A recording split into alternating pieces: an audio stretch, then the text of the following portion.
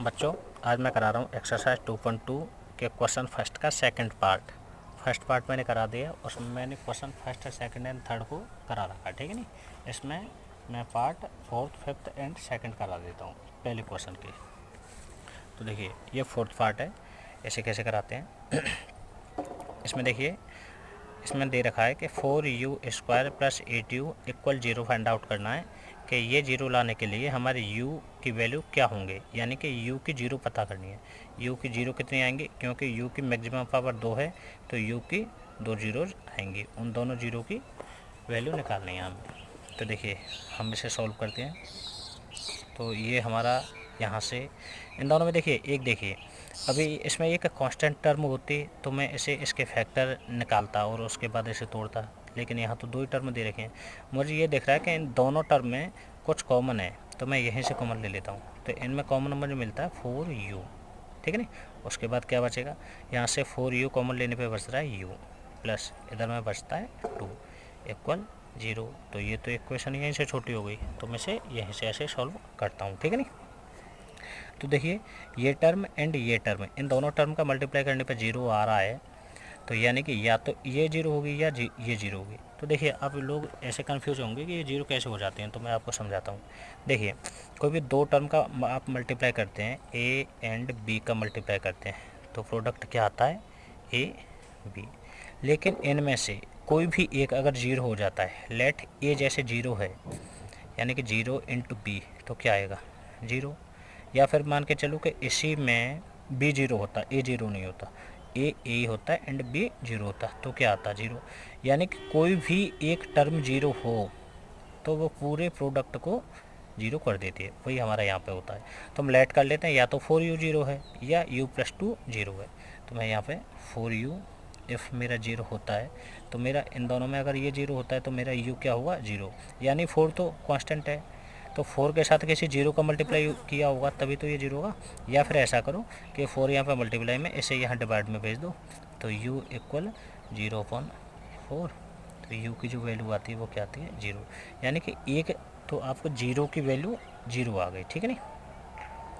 आप second solve करोगे यहाँ से, तो सेकंड में आप करते हो u + 2, यानी कि आप ये मान लेते हैं कि u + 2 की वैल्यू 0 होगी। ये u है बच्चों, है u + 2 इक्वल 0, तो u की वैल्यू यहाँ से क्या आ जाती है -2, यानी कि जो दूसरी वैल्यू आती है u की वो -2 आती है।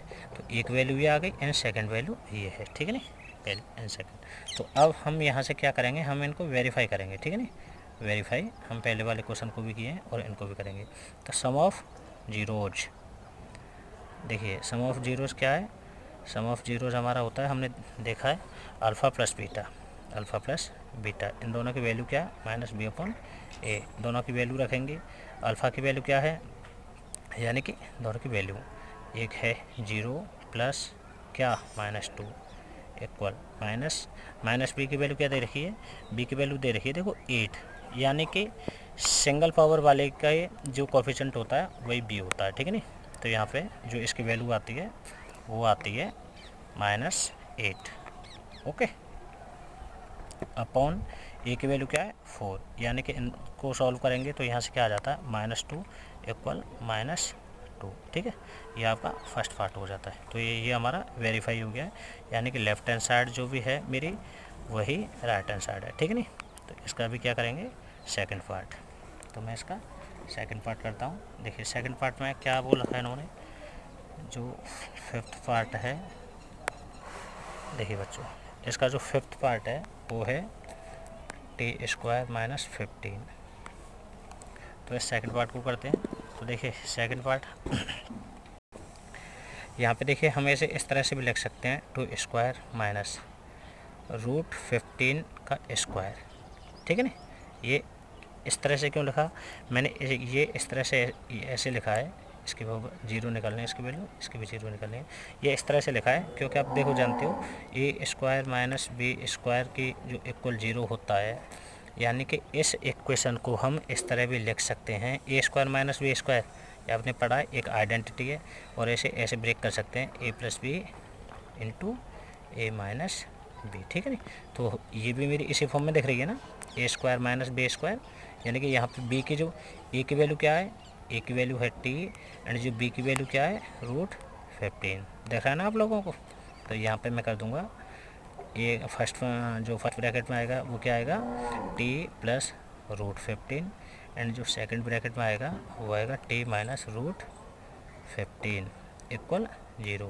यानी कि दोनों का मल्टीप्लाई करने पे 0 आ रहा है, तो या तो इसकी वैल्यू 0 होगी या फिर इसकी वैल्यू 0 होगी। तो मैं यहाँ पे टी प्लस √15 की वैल्यू का 0 लेता हूँ, तो क्या आता है टी की जो वैल्यू आती है वो आती है √15। ओके, एंड इधर में जो टी की वैल्यू आती है, अगर मैं इसे लेता हूँ टी माइनस √15 इक्वल 0 लेता हूँ, तो टी की जो वैल्यू आती है वो आती है √15। ठीक है बच्चों, इन दोनों को अगर मैं वेरीफाई करता हूँ तो वेरीफाई करने पे मेरा alpha plus beta equal minus b/a। Alpha beta को सम कर दो, तो -√15 प्लस √15 इक्वल माइनस बी की वैल्यू क्या है, बी तो यहाँ पे है नहीं, बी आपको दिख रहा है नहीं दिख रहा है, तो बी नहीं है यानी कि बी 0 होगा। और 0 क्यों होगा, क्योंकि अगर उसका कोफिशिएंट 0 होगा तो वो 0 हो गया होगा। तो बी का क्या है 0 अपॉन ए क्या है a1 है। ठीक है ना, ये तो दे रखा है ना, टी है, टी² है और इसका कोफिशिएंट क्या होगा 1 होगा, यहाँ पे कुछ नहीं है। तो देखिए -15 -√15 प्लस √15, तो इन दोनों का सम करेंगे 0 इक्वल, यहाँ भी अगर 0 में किसी का डिवाइड देते हैं तो 0 ही आता है। तो ये भी वेरीफाई हो गया कि left hand side equal right hand side, तो ये आपका वेरीफाइड है। ओके, अभी हमारा 5th पार्ट बचा हुआ है 6th पार्ट, तो मैं 6th पार्ट करा देता हूँ। ठीक है बच्चों, तो देखिए मेरा 6th पार्ट में क्या है।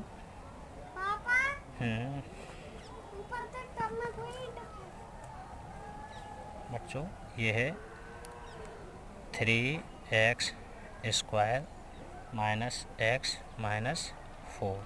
ठीक है ना, तो ये हमें निकालना है। तो यहाँ पे हमें -3x² minus x minus 4 equal इसके इक्वल 0 लेके आना है।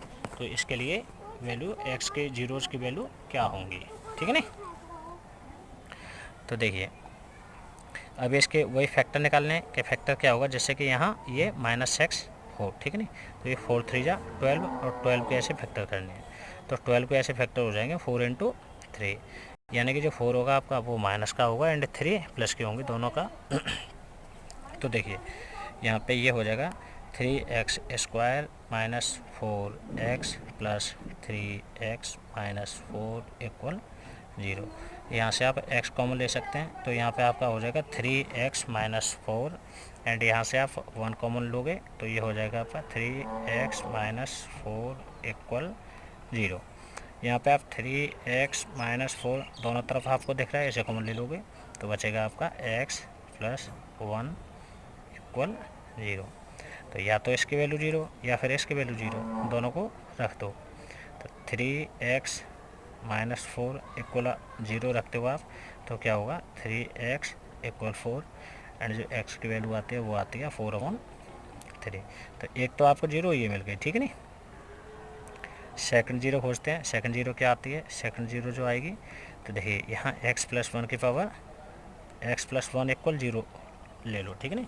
तो जो x की वैल्यू यहाँ से आएगी वो आएगी -1, यानी कि एक जो x की वैल्यू आ जाती है वो आती है 4/3 एंड जो सेकंड आती है वो आती है -1। तो यहाँ से इसको आप वेरीफाई करना है आपको, ठीक है नहीं। तो आप वेरीफाई करेंगे तो देखिए sum of zeros alpha plus beta equal -b/a। तो -b/a रखते हैं, अगर दोनों की वैल्यू दोनों तरफ सेम आ जाती है, ठीक है नहीं, इक्वल आ जाती है, तो दोनों क्या है कि हमने ठीक किया है। तो अल्फ़ा प्लस बीटा आप करेंगे यानी 4/3 प्लस -1 इक्वल माइनस बी की वैल्यू क्या थी, देखिए बी की वैल्यू थी -1, तो यहाँ पर रखेंगे आप -1 अपॉन ए की वैल्यू क्या थी 3, तो आप यहाँ पर रखोगे 3, ठीक है नहीं। तो इस तरफ से आप सॉल्व करो 4/3 -1 इक्वल ये आपका इधर में हो जाएगा 1/3 एंड इधर से आप सॉल्व करोगे तो ये होगा आपका 4 - 3/3 इक्वल 1/3 एंड इधर में होगा आपका 1/3 इक्वल 1/3। तो ये आपका वेरीफाई भी हो गया, ठीक है ना। ये दोनों तरफ सेम है तो आपका वेरीफाई है। तो इस तरह से ठीक है, ये सारे क्वेश्चन हो गए। ओके बच्चों।